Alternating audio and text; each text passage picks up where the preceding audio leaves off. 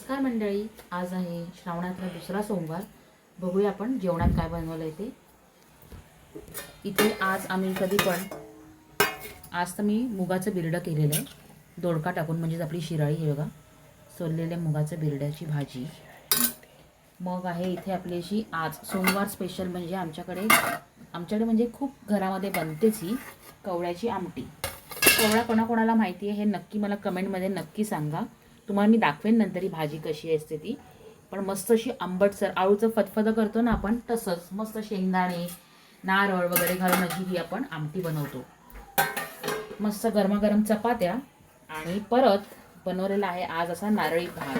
अंशला खायचा होता, त्याची त्याला खूप आवडला प्रचंड. हे बघा, आहा, मस्त असा नारळी भात झालेला आहे, छान असा. आणि आपले आहे मस्त गरमागरम भात आपला झालेला आहे, वाफ गेलेली नाही आहे. तुम्ही आज काय बनवलं आहे ते नक्की कमेंट करून सांगा. चला तर मग बाय.